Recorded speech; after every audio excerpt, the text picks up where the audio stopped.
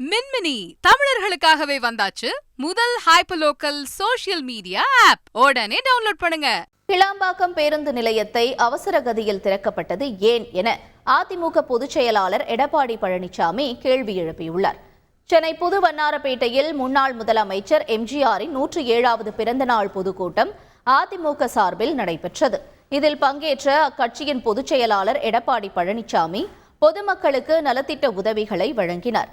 தொடர்ந்து மேடையில் பேசிய அவர், எம்ஜிஆர் மக்களுக்காக கட்சி நடத்தியதாகவும் அதிமுகவில் உழைக்கும் எவருக்கும் பதவி கிடைக்கும் என்றார். இதனிடையே திமுக அரசை குற்றம் சாட்டி பேசிய எடப்பாடி பழனிசாமி, பொருளாதார நெருக்கடியில் சிக்கி தவிக்கும் ஸ்பெயின் நாட்டிற்கு முதலமைச்சர் முதலீடுகளை ஈர்க்க சென்றது ஏன் என கேள்வி எழுப்பினார். இப்போ அண்மையில் தானே தொழில் முதலீட்டார் மாநாடு நடந்தது. அந்த மாநாட்டிலே புரிந்துணர்வு ஒப்பந்தம் போட்டுக்கலாம்ல. அந்த தொழில் முதலீட்டார் மாநாட்டம் முடிஞ்சு ஒரு மாதம் கூட ஆகலை. அதுக்குள்ளே வெளிநாடு போய் தொழில் முதலீட்டு போகிறீங்களா? ஸ்பெயினில் என்ன தொழில் முதலீட்டு இருக்கிறீங்க? ஸ்பெயினே பொருளாதாரத்தில் சிக்கி தவித்து கொண்டு இருக்குது. அங்கே போய் எங்கே தொழில் முதலீட்டு மாநாட்டம் நடத்த போகிறீங்க? 2 ஆண்டுக்கு முன்பு தொழில் முதலீட்டார் மாநாட்டு சென்னையில் நடத்துனீங்களே, அதை வெள்ளை அறிக்கை கொடுங்க.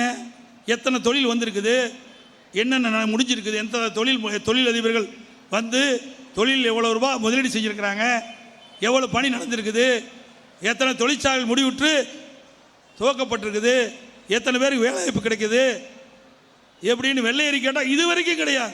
எப்போது பார்த்தாலும் நிதியில் சொல்கிறீங்களே, ஏன் அதை நிதி பெறுவதற்கு ஏதாவது நடவடிக்கை எடுத்தீங்களா? எப்பொழுது பார்த்தாலும் ஸ்டாலின் பேசுகிறார்,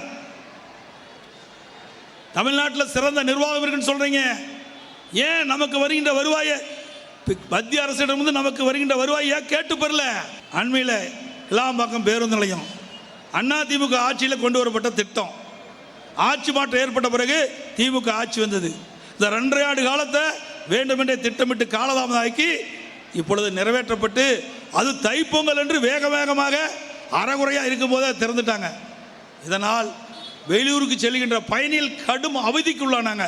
எல்லா பணியும் நிறைவு பெற்ற பிறகு அப்புறமேட்டு அந்த பேருந்து நிலையத்தை துவக்குங்களேன். யார் வேண்டானா? இன்னும் 2 வருஷம் உங்களுக்கு ஆட்சி இருக்குதுல்ல, அதுக்குள்ள ஒரு பயம், எங்கேயாவது ஆட்சி போயிருமா அப்படின்னு அச்சத்தின் அடிப்படையில் தான் திறந்திருப்பான்னு நான் எண்ணுறேன். மின்மினி தமிழர்களுக்காகவே வந்தாச்சு முதல் ஹைப்பர்லோக்கல் சோஷியல் மீடியா ஆப். உடனே டவுன்லோட் பண்ணுங்க.